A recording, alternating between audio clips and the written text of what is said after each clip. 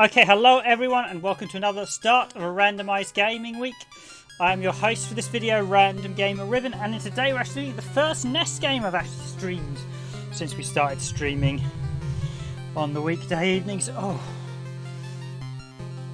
this is the iconic Castlevania 3 Dracula's Curse. This is actually the PAL version because this was the final released version, and as I discovered, it's actually been entirely rebalanced, so they actually rebalanced the difficulty.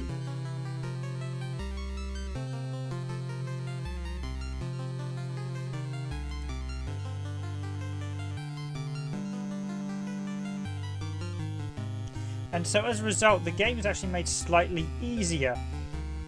And the reason for that is that this game originally came out in 1989. So it's actually quite towards the end of the sort of... Well, it's not really a late NES game. It's sort of a midlife, towards the end of the first part of its life before the SNES came out, and then it sort of functioned alongside it. Now, what many people don't realise, now you hear a lot of people say, oh, the Japanese version's better because it had a specific sound chip. That's not strictly true, because the Japanese version did have a additional sound chip. The thing is, Konami, when they redid the cartridge for the Western version, actually redid the game quite spectacularly from the Japanese version, so there are a large number of changes.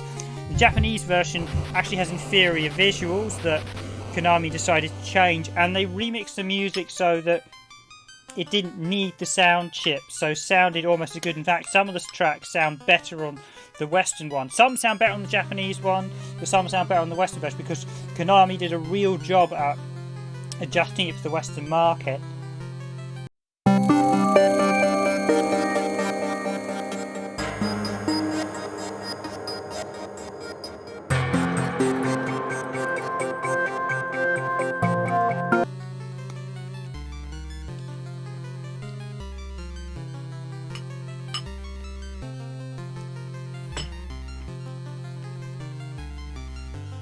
And because the PAL release of the game was so late after the original version,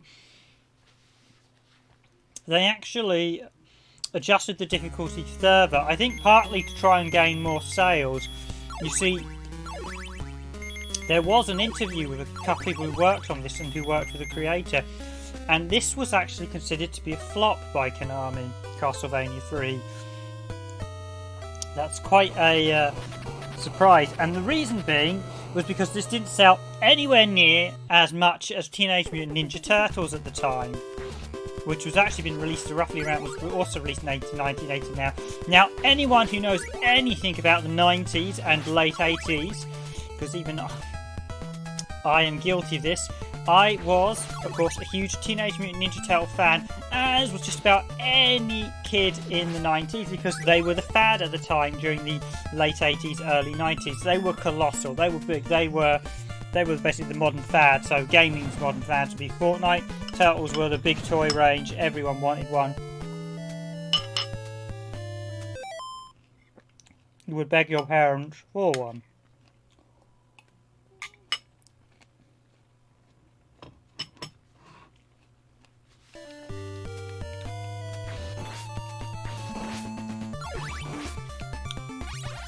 Take some slight after Sprite, more specifically strawberries and ice cream. But basically, Castlevania 3 was actually considered a flop by Konami, and that might explain why the European release was so much later than the other release. Admittedly, Nintendo weren't big fans on the NES, and they were incredibly slow at releasing the games out on the NES. So I believe this was 1989 in Japan. It was 1990 in North America, and it wasn't until 1992. And when they did do it, they actually, as I said, they rebalanced the game. And this actually makes it vastly better. This version is actually slightly power optimized. So let me show you the rebalancing here. I'm going to take a hit from that bat. You will notice I have just taken 1 damage. Anyone who's played the North American or Japanese version will know that you take 2 or 3 damage in the other versions. Basically, this version has actually been rebalanced to be easier, partly I suspect because the Japanese version and the North American version were considered not to have sold as well as Teenage Mutant Ninja Turtles. Or was going to try and get that holy water, never mind. Should I whip that? What is that? Grab the heart. And in fact, when I actually went to look a little while back, I could not find a single video on the PAL version of the game. And yes, this is an original PAL version. I was lucky enough to get one last year with the manual. Not that well, it was still pricey, but it was under 100 quid, should we say. If you actually look on the prices, usually this is about 200 to 300 quid to buy, so I do think the prices of a lot of games are a bit inflated these days. There are some very dubious eBay selling tactics, but it's actually really nice to have this because there is some really nice features in Castlevania 3. And playing the PAL version, you actually realise they clearly spent this, because this is 2 years after the original Japanese, 2 years after the North American one, 3 years after the... No, actually 4 years, isn't it? 92, 1991... 1990, yeah, 4 years after the Japanese. I mean, can you believe that? That would be the. I mean, that was part of the problem with Nintendo back in the early 90s, was they did not get their stuff together in Europe, and it's no wonder they weren't that popular, because you know you're taking 4 years, you're releasing 4-year-old games as if they were supposed to be new, and then expecting people to buy them. That's why the NES failed spectacularly.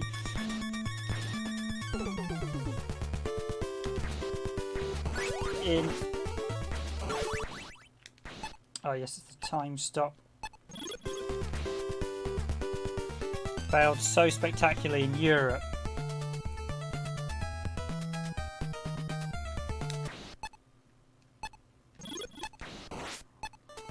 Time stop makes things just a bit easier. I mean, I'm not actually using the open source scan converter tonight, because anyone will know the open source scan converter does not support composite, so I'm having to go to our old converter, which does implement a teeny bit of lag, but not too bad.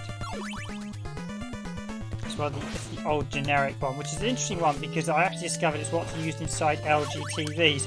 The only thing is, because there's so many builds of it, you're not quite sure what's in what revision. So because it's a generic thing, you can't be sure the version that anyone's actually, any two builds of it are going to be alike.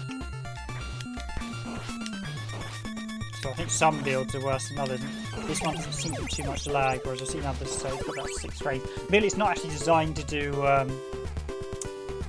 60 frames a second. It's designed to be doing VCR footage, but it's just a quirk. It seems to have been used for gaming, although it's not a bad substitute for gaming, because it actually allows you to capture at RGB, and it actually normalises the signal for a lot of games. So I have got games that don't play nicely with the OSC that will work with this, so swings and roundabouts. You suffer a bit of picture quality, but it's certainly better than some other scalers you could buy, and for the price you can't really complain.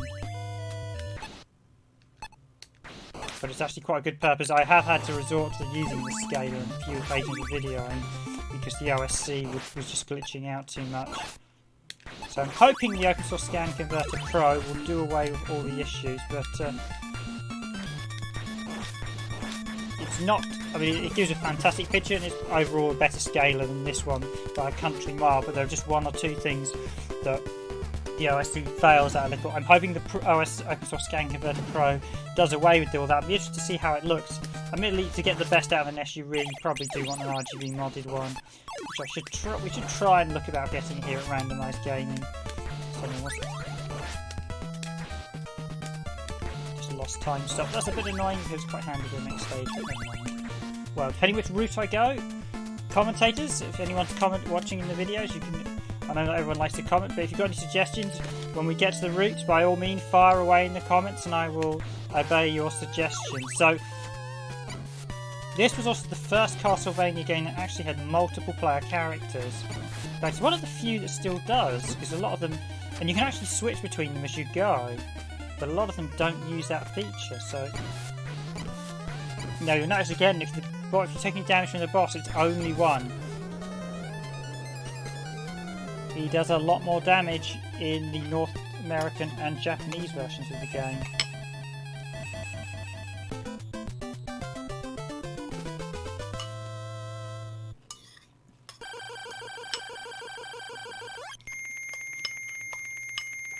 In fact, sadly, in one of the interviews I read about this,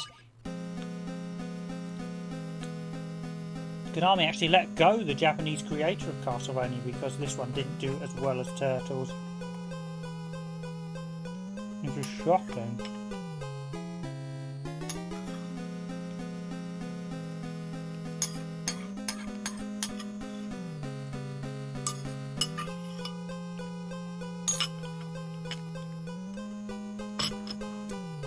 Hence why, if you actually know anything about the games industry, I'm not too big on Agara Koji. I mean, yeah, he worked on Symphony of the Night as a coder, but he basically got full range of the series and he didn't necessarily do some great things with it.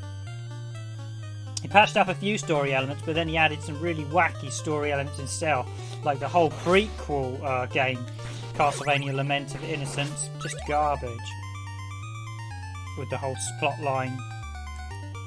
So yeah, he worked on Castlevania Symphony of the Night, but he was a coder on Symphony of the Night.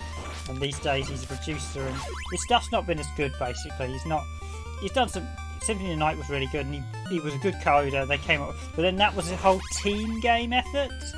So it's another thing, is that one person doesn't make a game unless it's a small niche title, so... Now, these cogs are absolutely fantastic. This is a true tour de force of what the NES can do. It's absolutely beautiful, some of the effects they did. There are some latest NES games that use even more brilliant effects. And as I mentioned, the Japanese cartridge did have a separate audio chip, but Konami, as I said, did redo the visual. They heavily redid the game for the Western market, so they actually updated a lot of sprites. In fact, if you want most of the information about the various version changes, the only thing they don't document is the damage changes, but if you want... I didn't mean to do that, just lost the... Oh, talk about stroke of luck.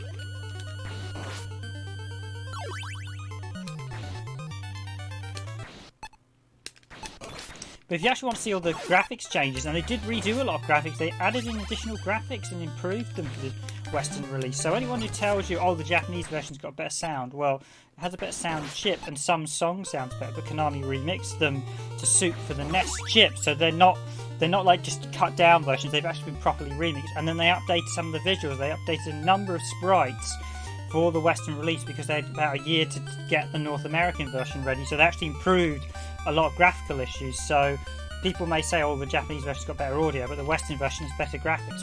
And if you go on the Cutting Room Floor website, which is a fantastic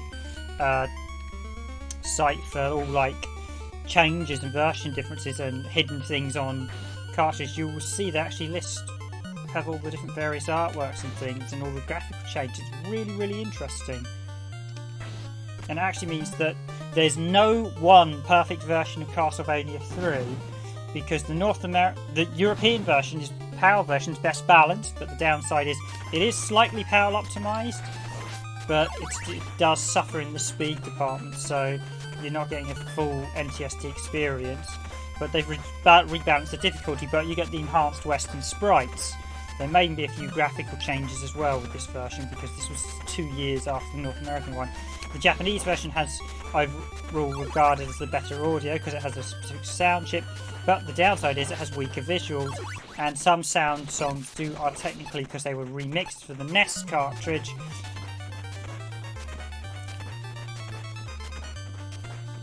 So it's a bit of a mix. If you want sound, go for the Japanese version. If you want visuals, then go for the NTSC version. But if you want the best gameplay, well, probably the enhanced balancing is probably best on the power version. So you have a horrible scenario where your best version of the game doesn't actually exist. Okay, I'm just going to sit for a second.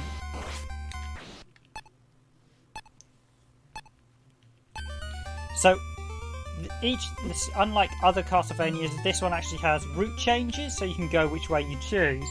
Now this one actually allows you to select. There were a few games that copied some elements of this, but none of them quite had them quite the same. Oh, drat. Yes, this is one where the scaling comes forward with you, and when you die, basically if you don't move with it, you scale now. Medusa heads are probably the most annoying enemy, of course, with their arc pattern. You've just got to plan ahead where you think they're going to be.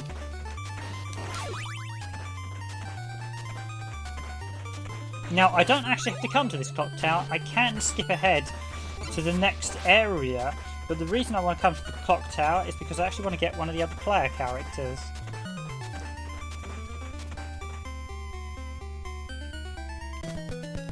Oh, I can't believe I did that. There are one or two quirks with the controls in this one. And when I was doing a quick practice run earlier, because I wanted to check that this was okay to capture, I actually didn't die. I was already like at the second boss. Certainly won't be a no-death run.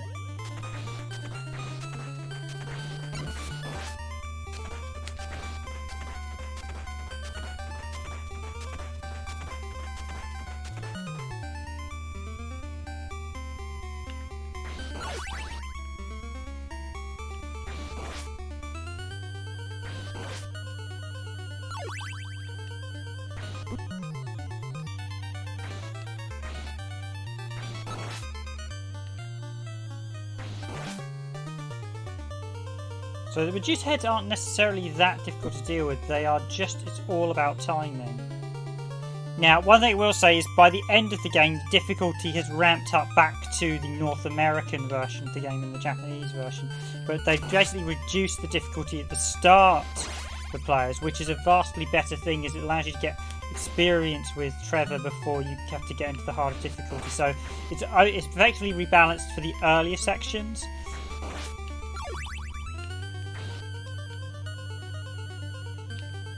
I suspect they'll probably rebalance slightly due to the fact they didn't think it sold as well as Turtles, as I keep mentioning.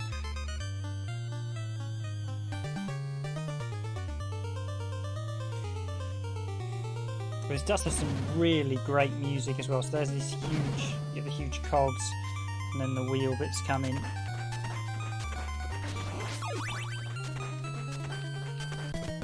Oh! Continue. Oh, Codswallop. That's not the way I want to do this, although it's such a fantastic game, this.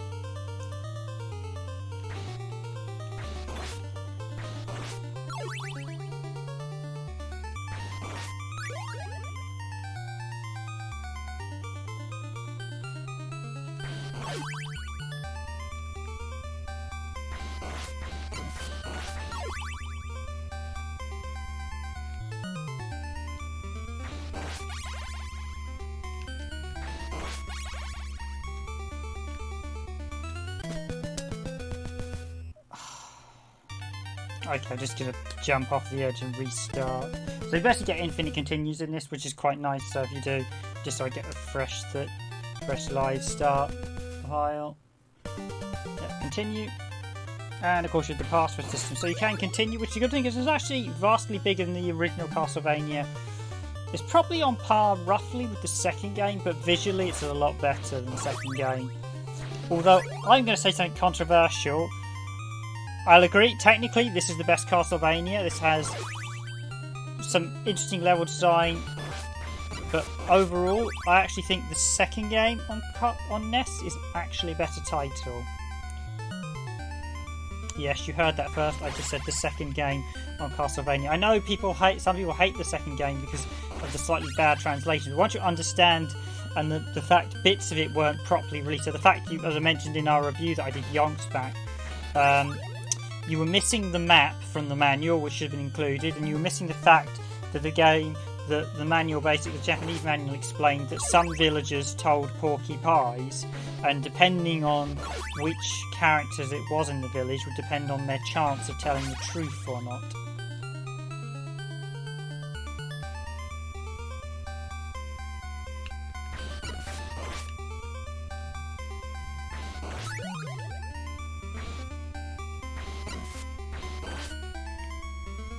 And I did it again. And why am I jumping for that when I should be climbing the stairs? Oh dear. Oh, I'm back here again, right. Let's restart that.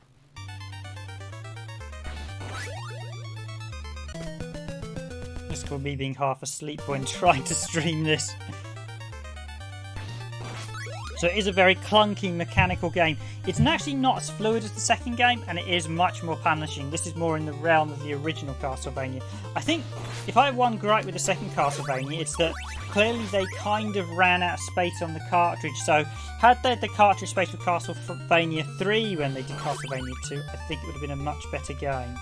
But I think with Castlevania 2's issue is that visually, because they had to obviously reuse a lot of sprites and everything and enemies, it doesn't end anywhere near the versatility of this one. It falls down a bit. Had they had the versatility and probably done a few more bosses and stuff, I think Simon's Quest would have been widely regarded by most people as the better game. I think it is the better game in this. I think this one gets a bit repetitive in some respects, and the game has a few moments where you just grin your teeth and thought you're just doing that just to try and extend the length. I think the length of this one is unfairly, I think the difficulty in a few places is deliberately unfair. In fact, I always find it weird people say Mega Man's a difficult game. This is probably more irritating than Mega Man and probably harder. All the Mega Man games on the NES, I'm sorry, are, but if anyone who hasn't, basically, aside from the original one on NES, which didn't have a password system, are really, really easy. The original one, again, I keep making that same. Right, let's not fall off here. But basically, the original one on NES didn't have a password system and is brutally hard. It's by the hardest Mega Man game you'll ever play, the original one on NES. The second game introduced a password system and shows you how easy the gameplay was. And then after that, they just got progressively easier and easier. So I never understand why people say the Mega Man series hard, and of course there's a couple of people who mistakenly believe it's hard, so hence why we had some pretty rubbish ones on the Wii where they'd up to the difficulty, and even the new 11 one is rather unpleasantly hard compared to a lot of the earlier games because the developers haven't quite understood that the difficulty. But yeah, Castlevania is definitely harder than Mega Man.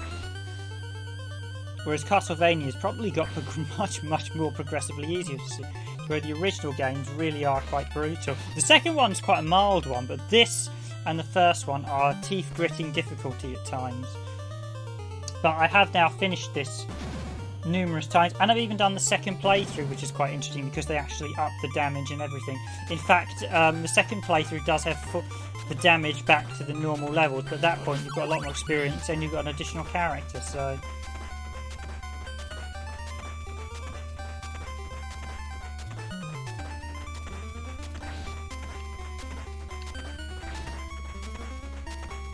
But the music, again, the music is really good.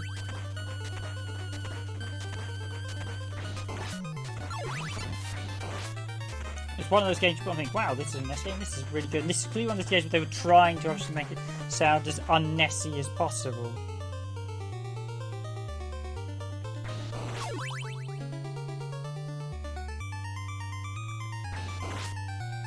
It's actually an interview where I saw David Wise, best known for his Donkey Kong Country stuff, fantastic musician, and he's done loads of Rare games, and he actually described, I saw him describe the NES as a glorified doorbell, which it probably is in many respects. It probably was. I mean, Nintendo, one of the reasons Sony got involved in the SNES's development was because the sound chip designer thought the NES had rather bad audio for the time, and it probably did. Nintendo have never been very good at making audio chips, hence why the N64 had absolute rubbish audio in comparison to Super Nintendo.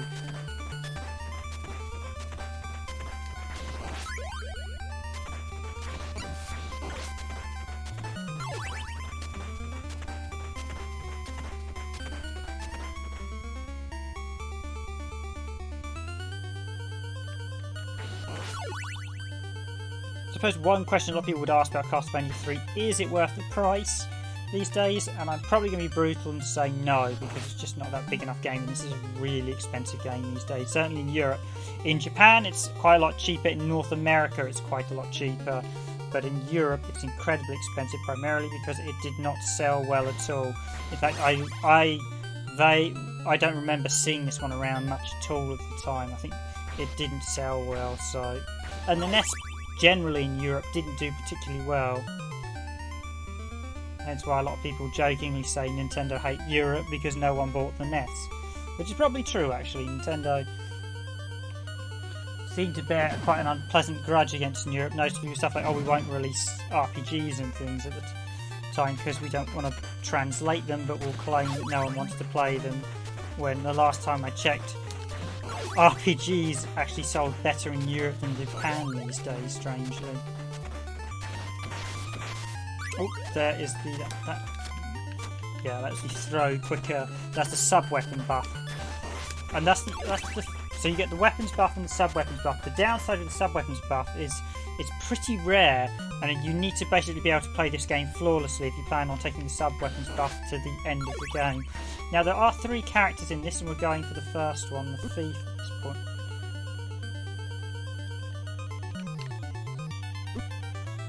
I'm going to be honest, at some points it's far easier to take the hit and just move to the next area and try and dodge the Medusa heads. If you think you're going to take a hit from the Medusa heads and you're on like stairs, just stay on the stairs, that way you won't fall.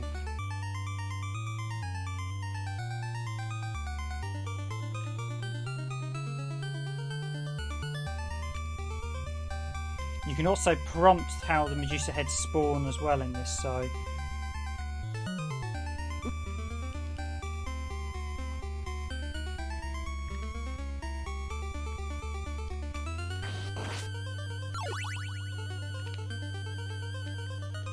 Smash that one and go up here, and that should get me... Yep, here we are at the boss, finally. Okay, that's taken me 10 minutes longer than I expected. Oh, got meat. Of course, heals me.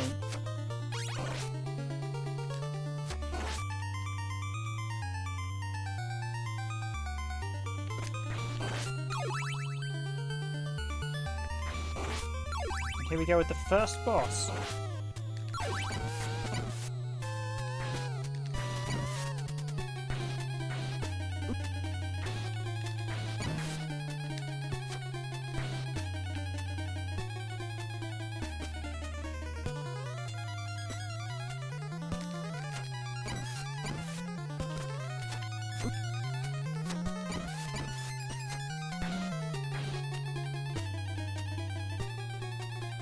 Now it's a pretty easy boss. You can see here you can just get into cycling to a movement. And there he goes, nice and easy. Sub-weapons don't do as much damage. Of course, we haven't actually beaten this boss, we've just removed the curse from him. Hence the title, Dracula's Curse.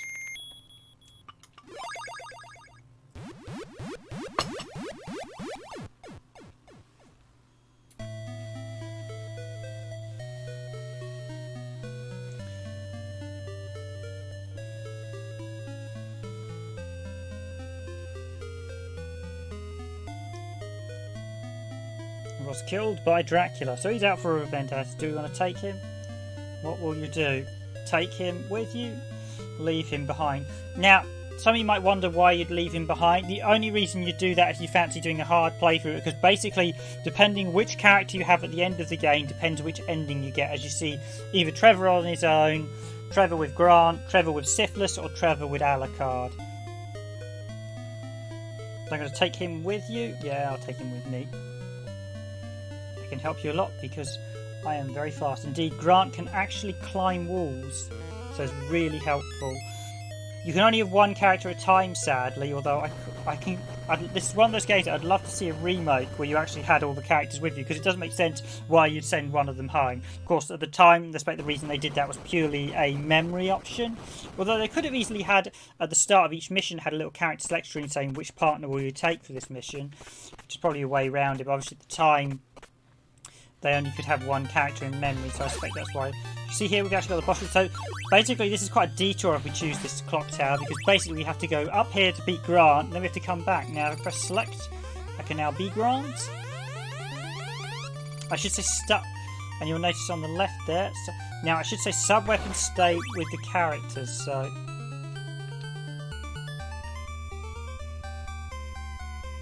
And basically, he can climb, so he can actually make. He can get into places some of the other characters can't.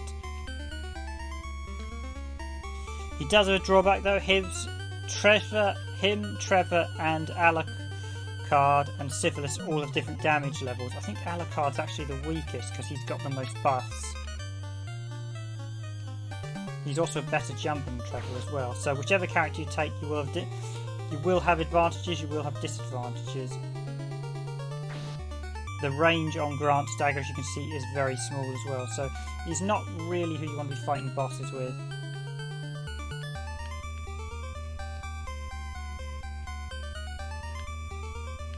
I'm just going to drop down that way as it's easier.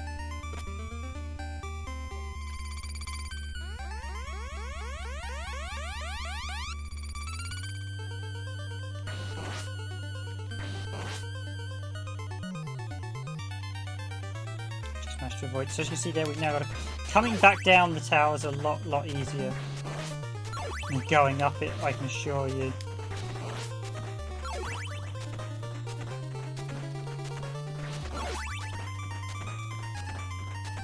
You have to be slightly careful with. There's bits like there where you can jump and fall past the thing and then fall down the pit.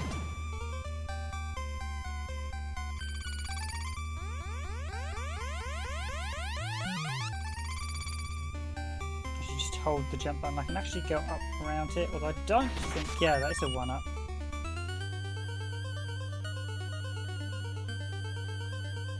So you can get extra lives in this, and that's one of the reasons you have Grant. If you don't get Grant, you can't get that extra life. Alucard can fly, so he's got some cool abilities. Sypha or Sypha, she normally gets railed on by most people because she's the magic user. However, if you know how to play as her properly and get her best spells, you can slaughter every boss in the game in seconds. So she's actually the best character in terms of combat, but most people don't know how to play as her properly. I mean, I initially thought she was rubbish, and then I eventually realised about the spells, and then I just absolutely murdered Dracula in seconds with her and thought, okay, she's pretty good.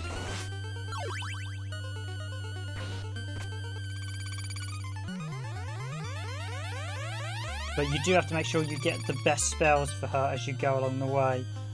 So you basically have 3 characters. So again, just actually skip past this bit before.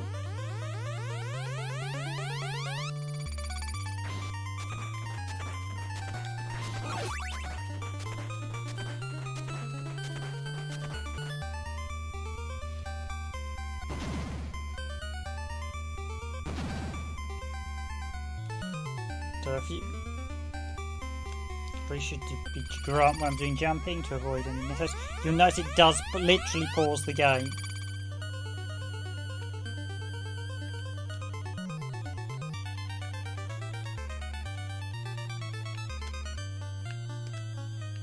Practicing my jumping with Grant because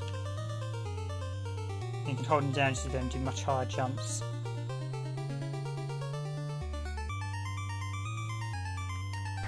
I can literally avoid fighting certain enemies by doing that. And I can even go to bits that Richter can't.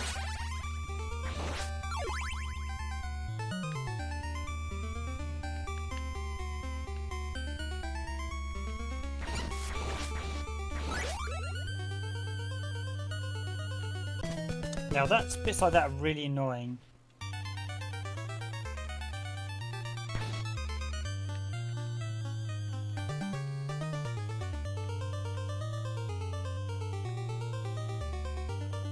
Because if you do the high jump with Grant, he hits his head on the ceiling. In fact, I'll just swap back to Trevor to avoid making a mistake again. I also want to grab some power-ups.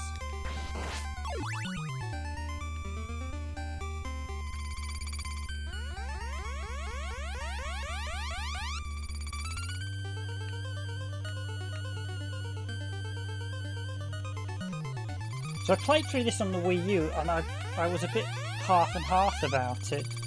But then when I actually played through on the NES, certainly this PAL version, the rebouncing, I think, yeah, I can appreciate why everyone likes it. But initially on the Wii U, playing the North American version, and I got right the way to the end as well and just never quite finished it. I just wasn't overly impressed with it, and I started playing this version and think actually it's one of those games I think you really have to play on the NES because I think there are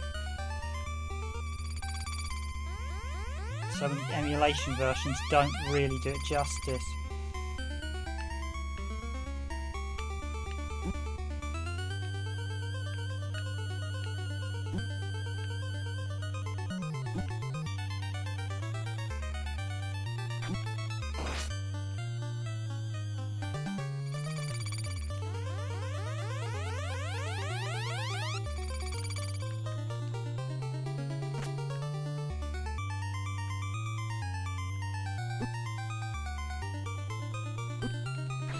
So different characters take different amounts of damage.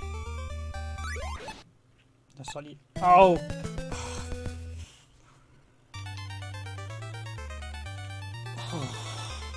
That's what I mean. There are occasional points in this game where you do feel like smacking your ripping your controller in half.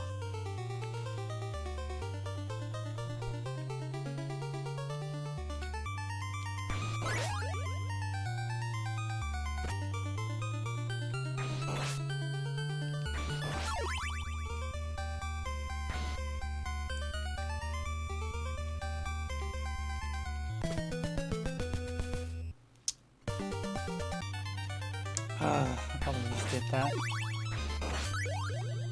Okay, back we go again, but this is what I mean, but it can be a bit frustrating at times.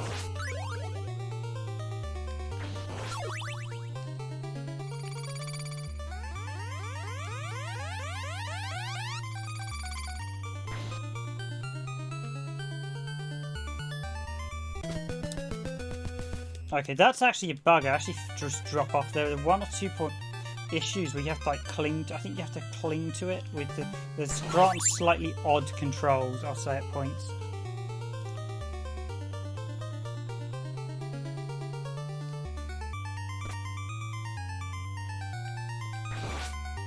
A bit hazardous this time with how I go down.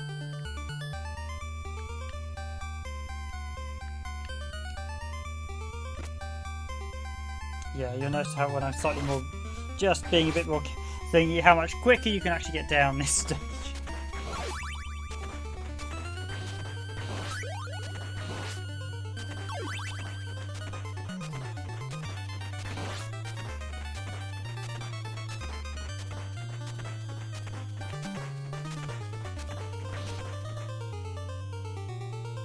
Okay, extra life, here we come.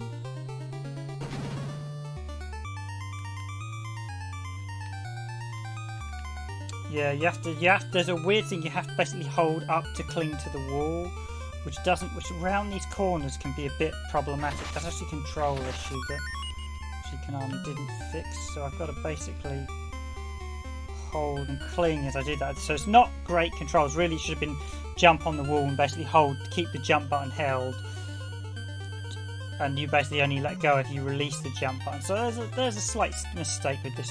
Example of a few issues with this game that probably needs resolving. It's not as flawless as some people would tell you as a Castlevania game. Some people tell you this is the best thing since sliced bread, and as I said, I don't think this is as good as what some people make out as a Castlevania game. It's a very good game on NES, it's got some fantastic visuals, but I don't think it's the best Castlevania.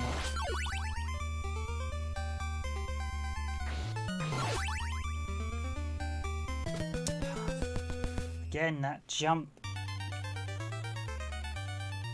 Okay, can I get the extra life back? Yes. Phew. So I can correct my mistake, at least for this bit.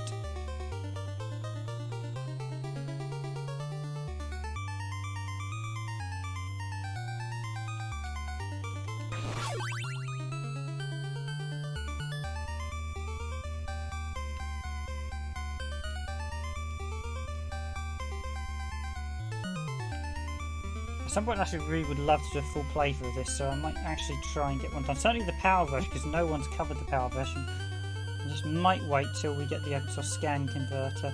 I mean, to give you an idea of, it's been a little while since I've done this now, so that's probably why I'm not quite as good as I've actually more recently been playing through Holy Diver, and I have finished that now, and that is that's not a pleasant game to play through. Should I put it mildly? It's one of those games that once you beat, you're like, yeah. And I'm probably going to beat it again for this channel, but when I do, I probably will use the give myself as many lives as I possibly can, just because it's one of those games where giving yourself extra lives doesn't really matter much, because it's one of those classic RM games where when you die, you go back to where you were. So and that's what I meant about that bit, where you had to be careful with the edge jumping. So there's a lot of really slightly annoying bits with this. It's not like punishment. Yeah, again, it just fell off there when I was supposedly gripping it. So it's not a perfect game.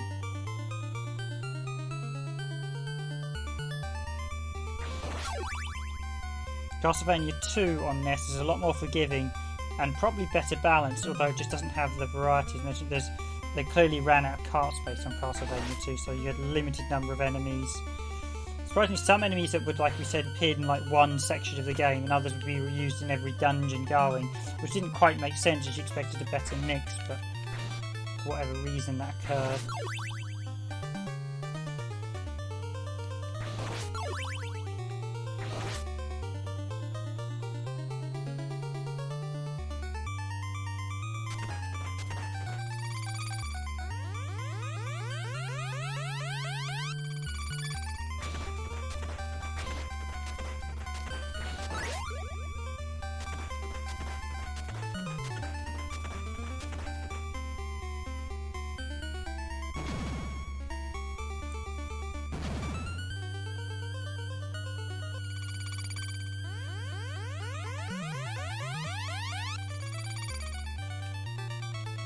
Now, of course, there is a reason it pauses it. I believe it's physically loading in and out the memory of the characters in order to actually swap characters.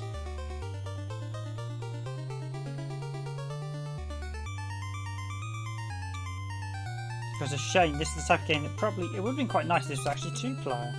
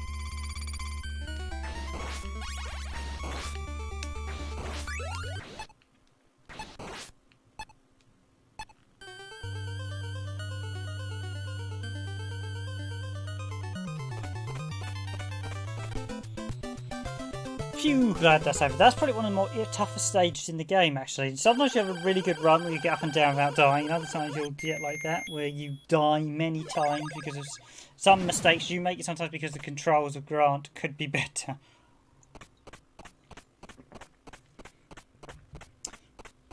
But I do think bits of it were delivered.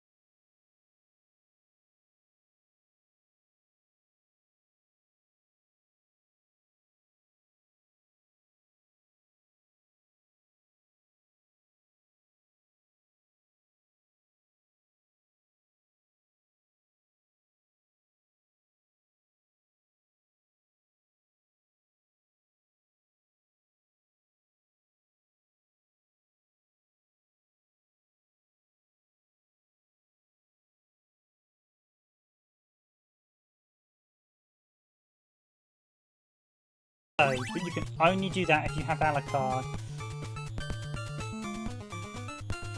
Example of some of the advantages you can do when you have the various characters. Now, you only get Alucard on your second playthrough at this point. So basically, when you finish the game on second playthrough, you're stuck with your state you were at the end. You don't believe you can re-get the characters. You basically get to keep whichever one you had. Or if you're Trevor alone, you're Trevor alone. So this game does have a second loop. And once you've beaten the second loop, I think it just repeats again. But the second loop is additional enemies and just take more damage. So it's made harder. Now I'm actually going to get a choice here. And this is actually midway through the level, and we get So guys, in the comments, if you've got a suggested route, shout out now. So we have the mud swamps, which will actually take us towards Alucard, or we can do the statues and head towards where Sylvia is. Do you want to see Alucard? Do you want to see Sylvia? Or I'll make the choice for you guys in a sec. So let's do Alucard. You can actually decide to change your mind at this point. You go up and down. I think it's when you go. Yeah, you can actually. You still get to change your mind relatively. Yeah, about there you can't change your mind at that point. It's like, you know, here you go. You've picked your route. But I do quite like the way the map at the top shows you which route you're going to be going. Of course, that means there's some great replay value in this game, as you can effectively play through multiple ways and not get the same game. So you can skip the clock tower and basically come straight to this point. Like, the clock tower is really quite a diversion in this.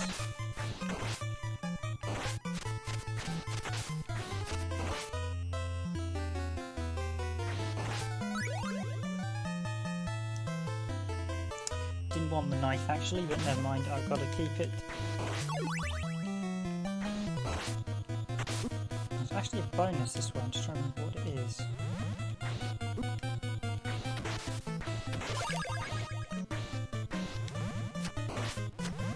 Then you've got the Mudmen who've come back. I think they're pretty much every Castlevania, the early ones going.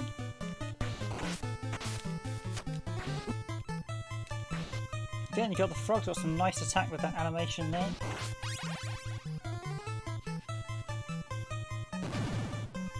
I think I have a boss coming pretty soon as well.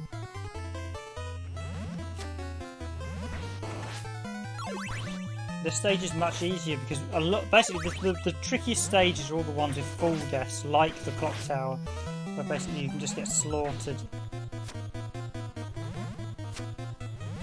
just above the yeah,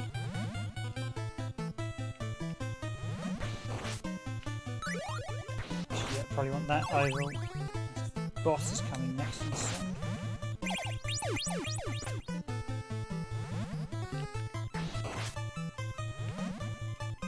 No, I'll stick with the axe. Now, I remember from when I played this before.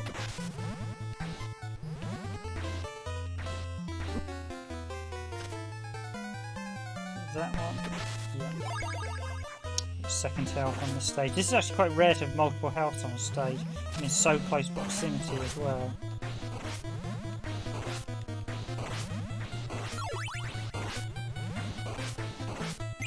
Getting multiple crosses as well, which is pretty unusual. Shouldn't really do that when I've got the one that's pretty good at when's the boss coming.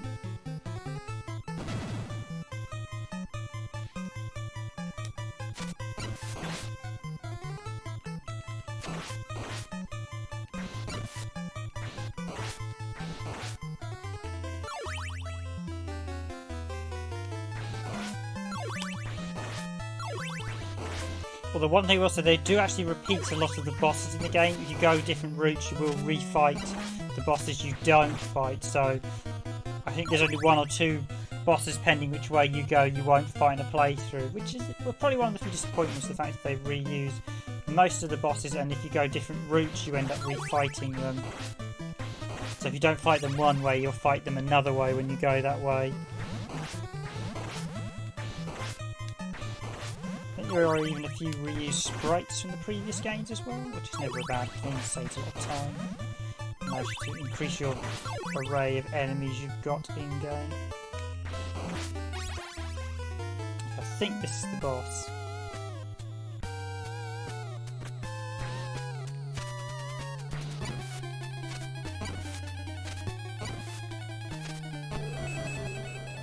See, that boss really, really easy. In fact, the battle with Grant is much harder as well.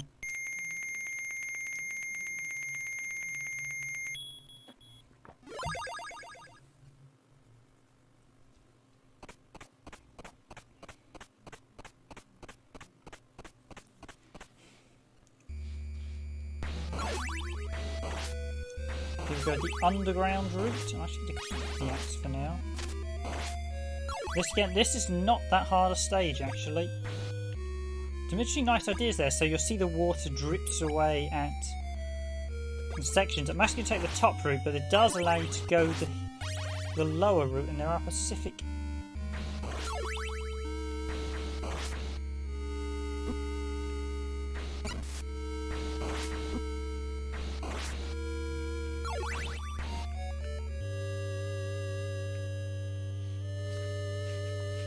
Those mummies are again one of the more irritating enemies as they absolutely start throwing attacks at you. Then some of the platforms do break as well, so you've got lots of the lava will continue. So basically, in order to get down below, you've got to wait for the acid to drip away. Well, I seem to recall the top route was largely the easier, apart from one or two sections. I think the end bit's a bit helpful if you're going down the bottom route.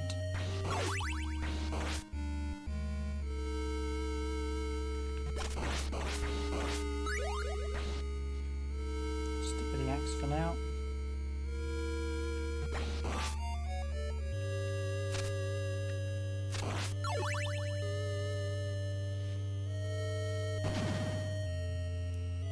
Again, this section gives you a chance to change back between the top and the bottom route, so stick. I've got to be a little careful, that water does hurt you, as you saw there. And you'll notice as I progress through the game, I start taking more damage now, so the damage begins to increase back to where it is in the original NTSC and NTSCJ versions. I think the Japanese version was actually the hardest, so the Japanese version, not the best version if you want fair playing version of the game, it's actually the worst. I think they slightly reduced the difficulty for the Western version, which is rare because usually they up it for the Western version, but not for the case with Castlevania. Because I think it felt it was too hard, and it is a bit miserly. What's the point in having a life bar of 1, 2, 3, 4, 5, 10 panels if the first enemies don't do 1 damage? You must just give them 4 hits.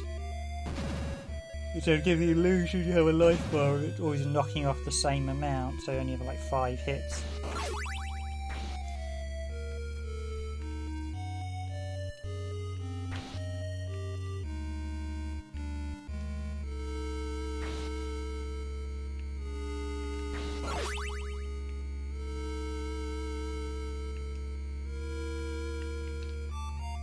Don't we actually ride the spikes in this one?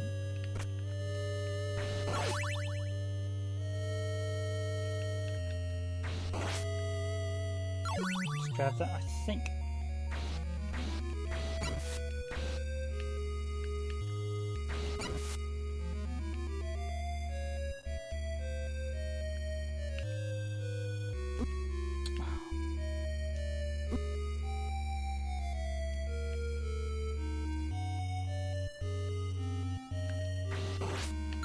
Didn't mean to do that as well, that was a bad mistake on my best.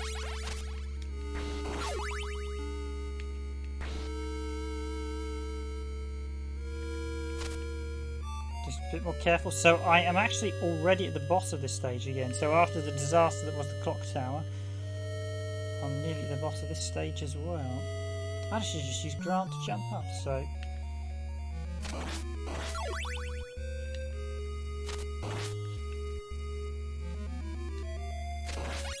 Well, this is an interesting stage. This is not actually the end of the stage, I don't think, when I beat the boss. I think it's like the bit after.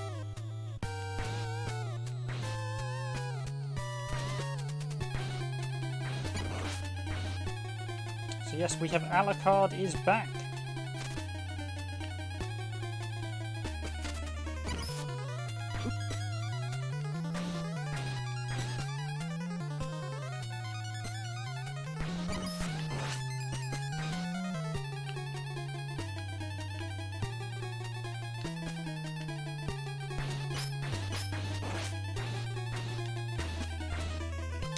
Basically, it's just like a mini Dracula, this fight.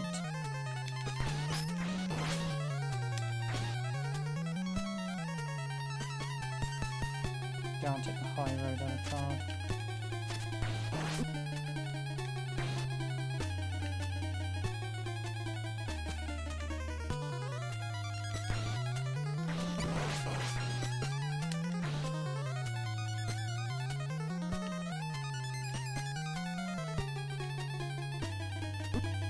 does shoot up. Okay, I need to be a bit more on my last hit.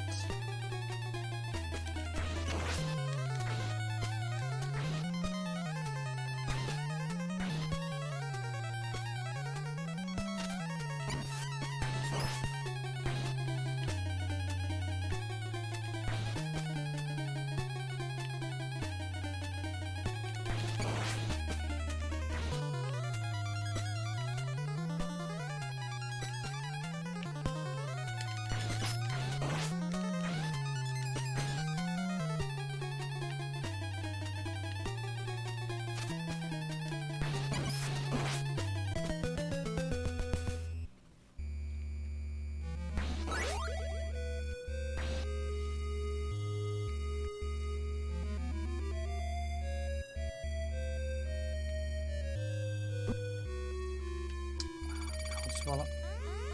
It's half my health gone with one bad jump.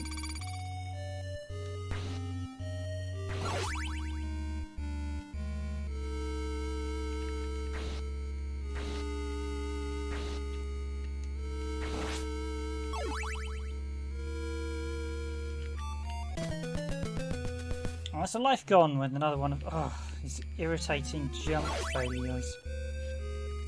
I think I can actually, yeah, you can make this stage nice and easy. Ish.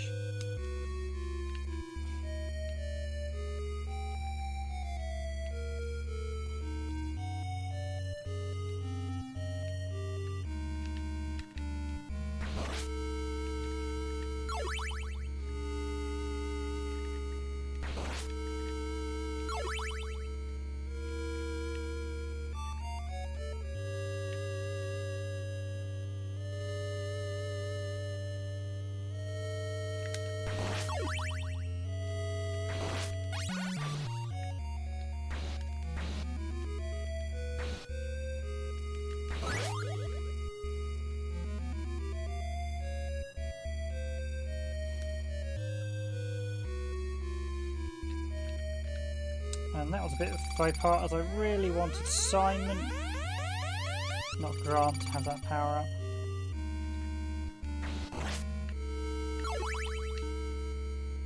Never mind, just use my whip on hit on Alucard.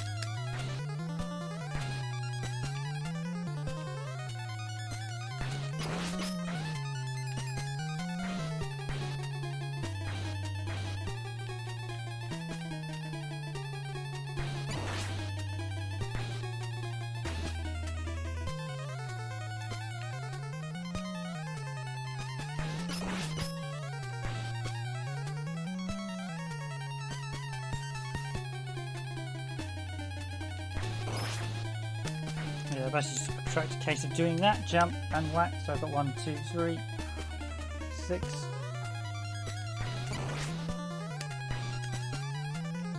6, 7, 8, 9, 10, 11, 12 times left to do. Great.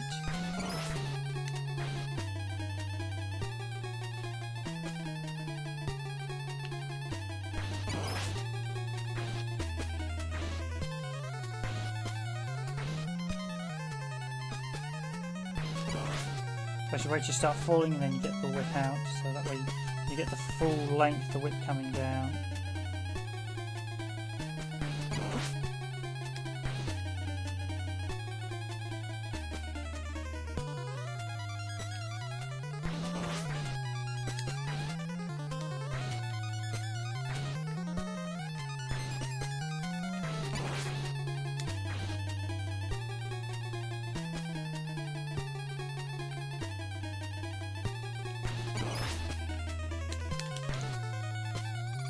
And let's Grant do the honours for the final hit.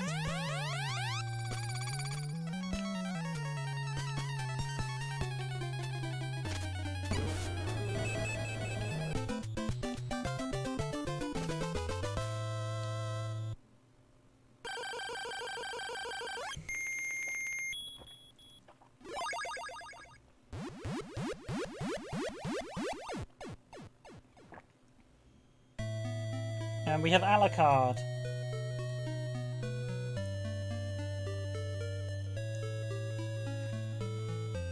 Yes, he's been waiting for us. He destroyed Dracula. What will you do? Take him with you? Leave him behind. So here's where we part company with Grant. I'm going to take him with me.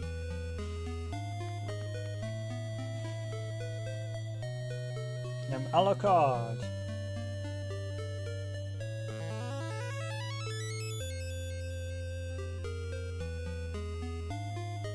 My job is done, so you should go with him for now.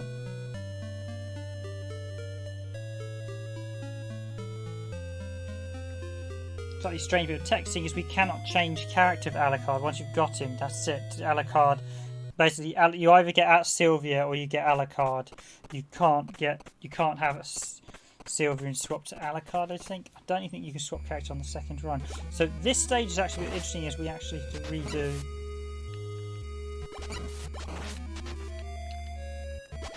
Now Alucard's an interesting character. He can fly by using hearts, and he's actually got fireballs, so he's actually got diagonal range, which in theory would make him a very good character, and in theory should make him the best one. However, he has one issue in that he is the weakest character in the game by a country mile. So although he can do lots of cool things, he's not that strong. He takes a lot of damage where he gets hit.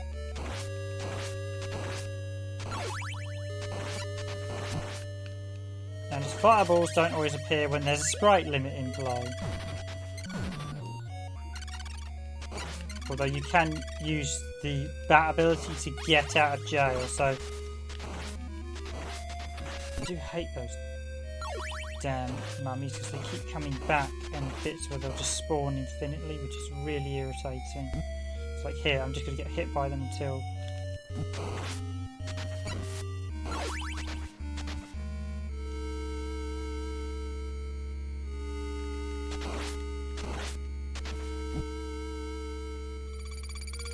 I'm just going to change it to a bat tip. Nope, I pressed the wrong button. It's down and B to change it to a bat.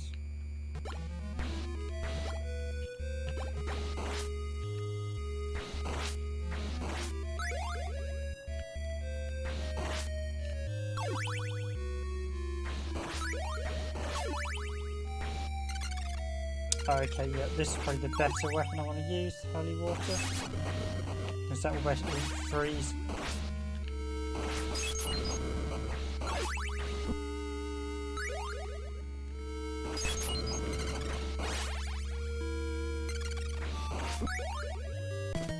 That's the thing you'll find out, the enemies will get you with their after attacks a lot of the time, so you will often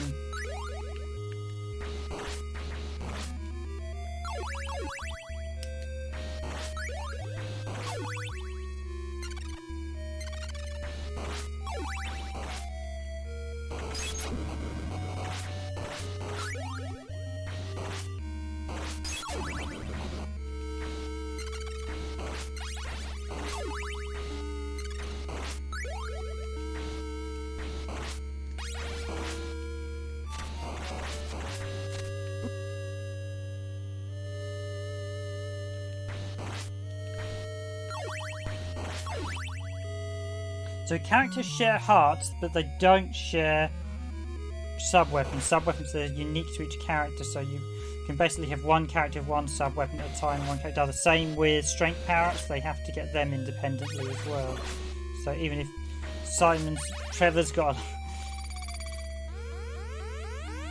a level 3 whip, Alucard will have a level 1 fireball unless you've got the upgrades with him.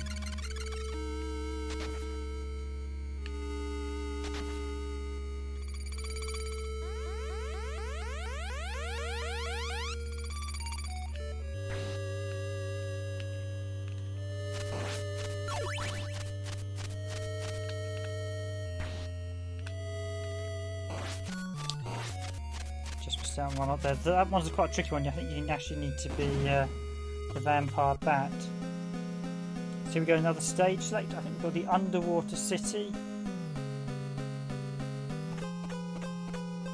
Oh, we've got the village. I'll take the village today.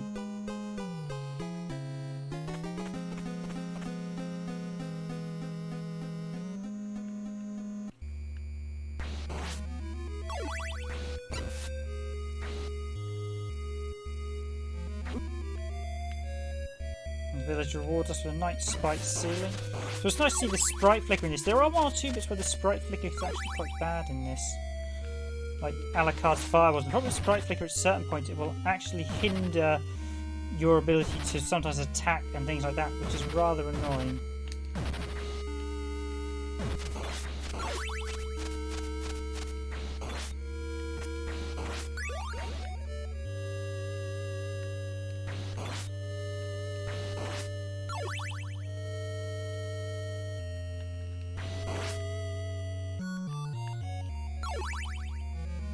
I'm doing the bare minimal jump heights there.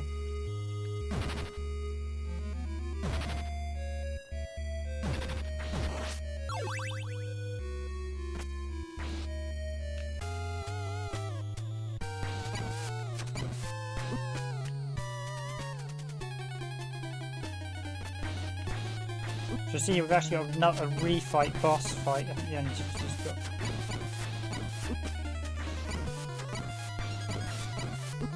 Get him before he gets me. Nope.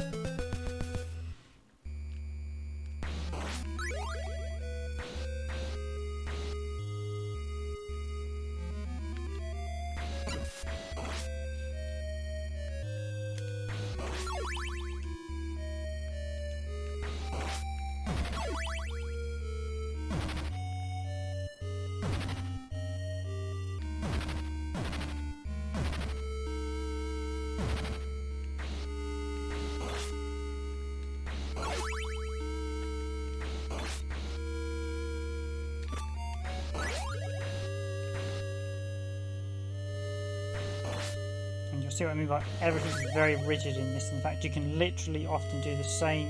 You can literally control some of the stages once you know what you're doing in this.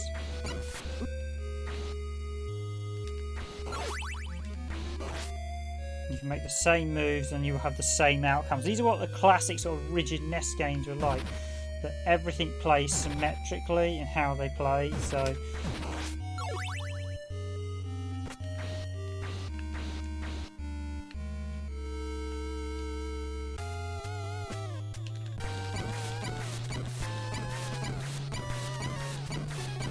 I should have done this last time.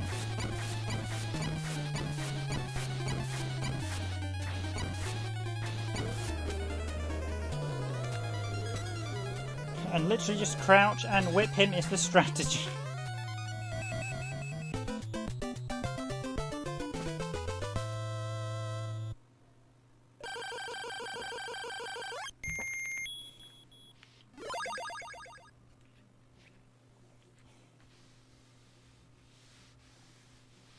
Here we go into Dracula's castle. So I'm actually taking the lower route up through Dracula's castle. There's two routes you can take.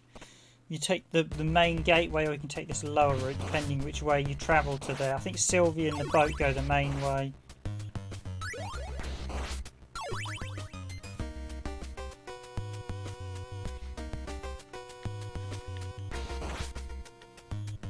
That's absolutely fantastic NES music. Disappointingly, it is only mono sound, the NES, so...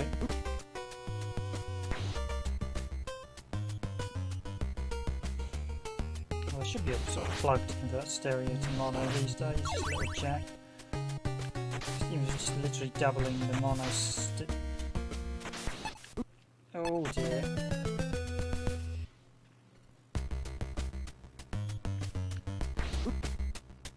It's a fantastic game.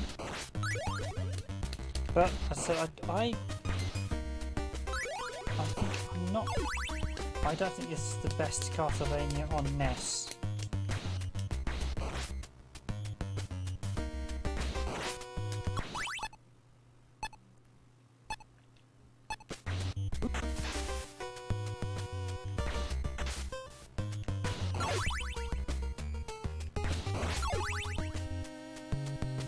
So Alucard does make things quite easy with the flight ability, although I can only fly when I have hearts. So a lot of people seem to suggest Alucard made things super easy when actually using it. Well, he does to some degree, but then when I started to get the feel of the game, I realised he's not as good as some people would have you believe.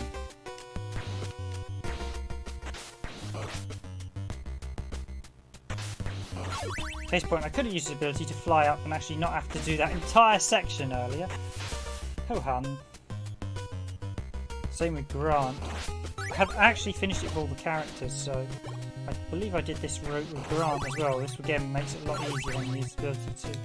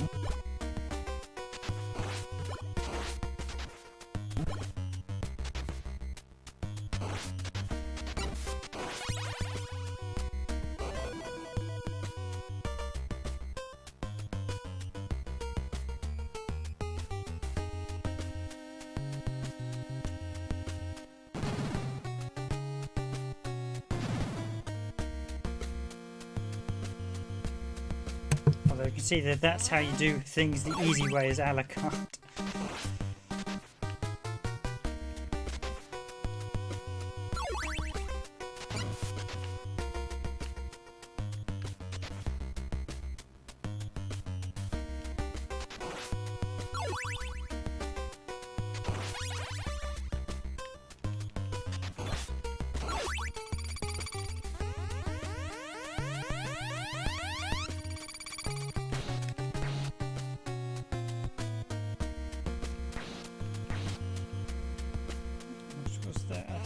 Just trying to remember where some of the bonus blocks are to get the health back. Not sure I found them all before, but I found most of them.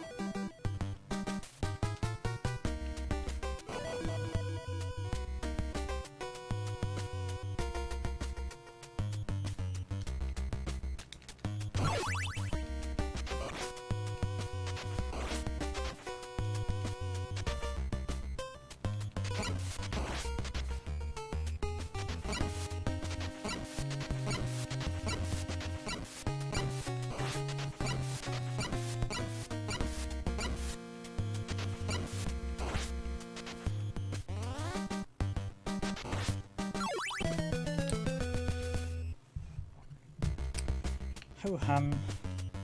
These bits are quite irritating. Let's see if I can. So I'm going to probably do this stage. See how far I get. And then I'm actually going to wrap it up, so I won't spend too much. I'm not going to spend too long tonight doing this. I'm not going to finish it tonight. I will save that for a long play. Hope you guys have enjoyed this look at Castlevania 3 on this. Just talking about it and showing off the power modified. So the enhanced power version, which had some rebalancing, which next to no one has shown. So save a full playthrough for another time. I said I'm showing the power version. I have slightly stretched the screen so that people can see the full, you guys on the stream can see the full thing rather than me showing you the whopping great power borders. That was annoying, just pinned 2 giant hearts. Let's try that again. Of course, one of the things is of course when you exit screen and come back on, and you can go back and forth on screen, everything respawns.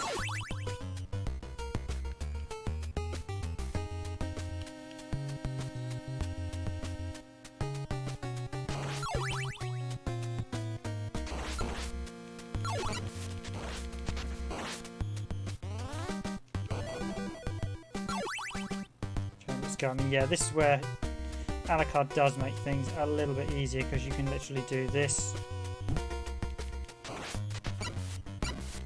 Again, there you see his fireballs can be a bit, they can get a bit delayed on screen, so as you see I should have a lot more than what I'm actually, should be firing 3 every time, but there is an issue with sprite limitations and flicker. As I found out with Holy Dive as well, which is actually the same problem.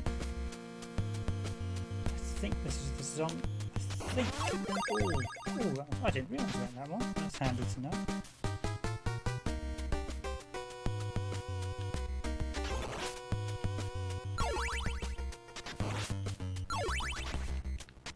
Yeah, boss is coming up.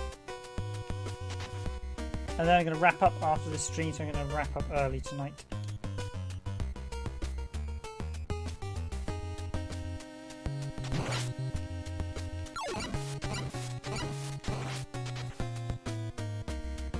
Or should I say on time tonight, so hell, we're a little bit over the normal stream time. So here we go with the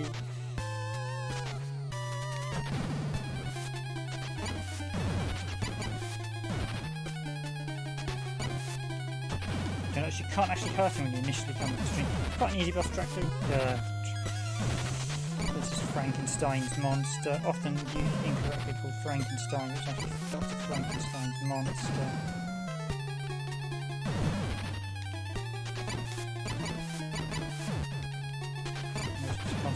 It's not that hard for the fight, you just basically go for the hits quickly to get him out of the way. You see there, too much damage on my end.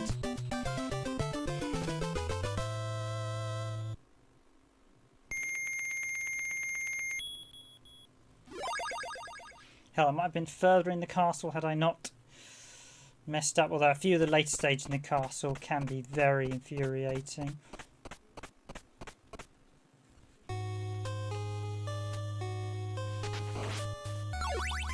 Classic guys holding their heads there. This stage is really reliant on Alucard. It's got some pretty tough sections in it.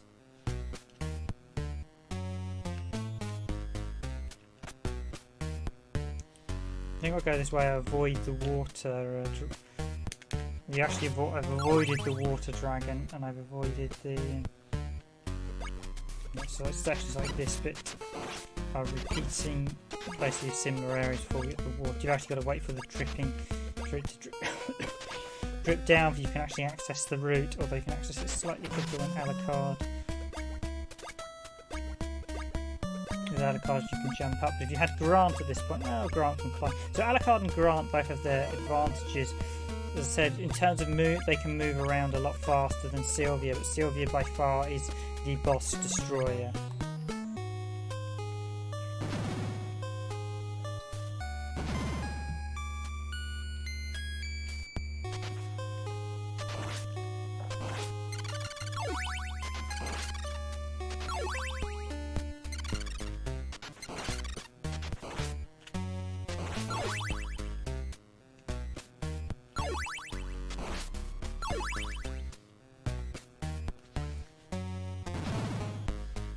Another drippy acid bit here, yeah. Now with that, I can again cheat a little bit. If I do this right, I've got to be a bit careful because just avoid it without taking damage. Already on ahead. There's a bit coming up on this stage that basically.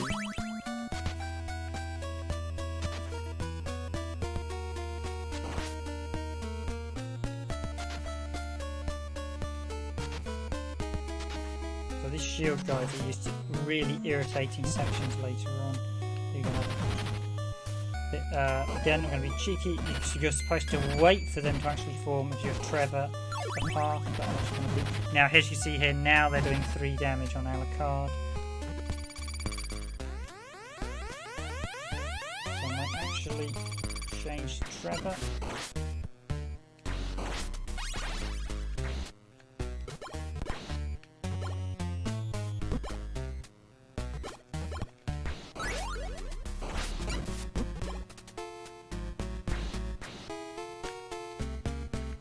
One of the downsides of the ladders, like the where the ladders there, I basically went to yay, food, so not too bad. All the damage there restored, bar 1 point, I think. Actually, no, I had 3 points of damage when I came to this section. So.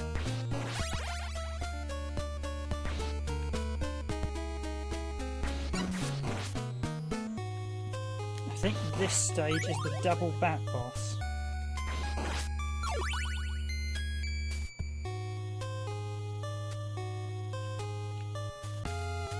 No, it's just the bat again. Yeah, and again, it's one of the weaker boss.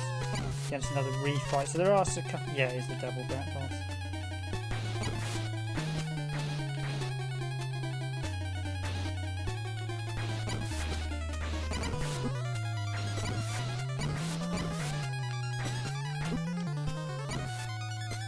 Here's one of the weaker refights.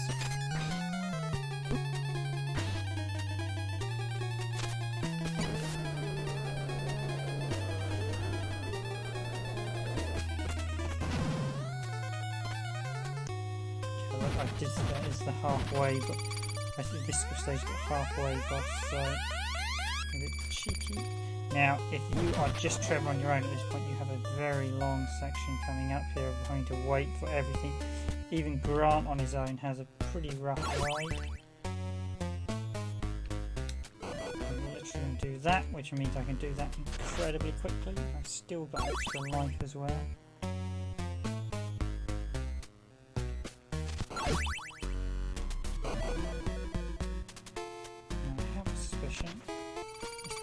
Secret in this one, I have to come up here.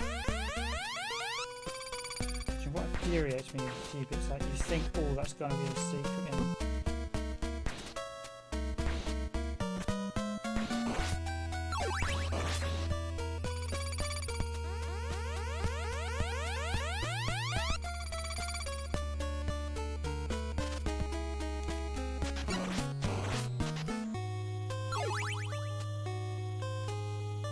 Move quickly before the spider starts shooting.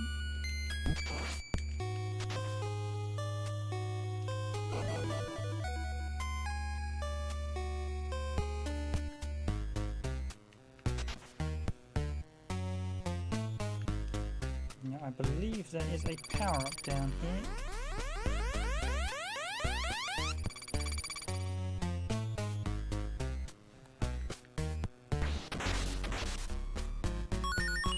One up, perfect timing.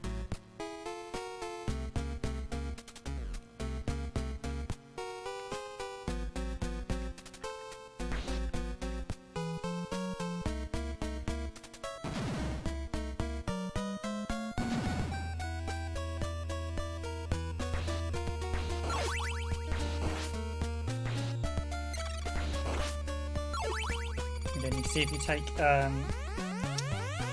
Trevor on his own, this way is actually quite a long haul, whereas if you've got Grant or Alucard, all you do is make a jump for that and then you're at the end of the step.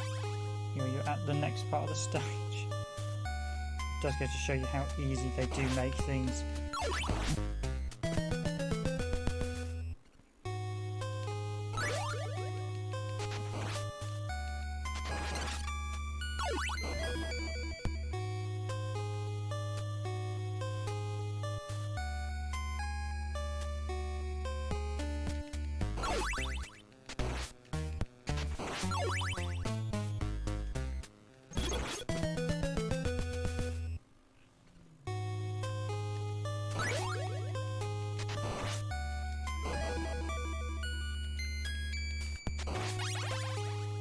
Tried to recover there as well, seeing as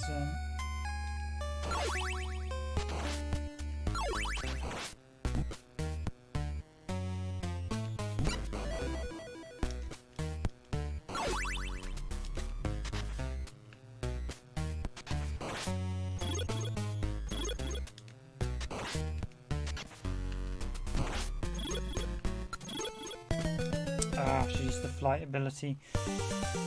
Never mind. Yeah, I'm back at the start of this stage. Okie dokie, everyone. So this has been Castlevania 3. I have to leave the music playing on while I'm wrapping. I'm going to wrap up, and as I said, I wasn't going to show all of it. I wasn't going to do this stage. I just want to see how far I get. At least beat the sub boss. So this is Castlevania 3: Dracula's Curse. It is, as I said, one of the better Nintendo NES titles. I think a lot of people. Thanks for all the likes, everyone. Glad to see you liking the stream as always. My throat is a bit tired from the other day speaking away, so I'm going to wrap it up here, everyone, for tonight. Thank you for watching. Hope you've all enjoyed the stream. This has been a showcase of the start Castlevania Dracula's Curse. I will probably do a full playthrough at some point, but I thought I'd just show it off.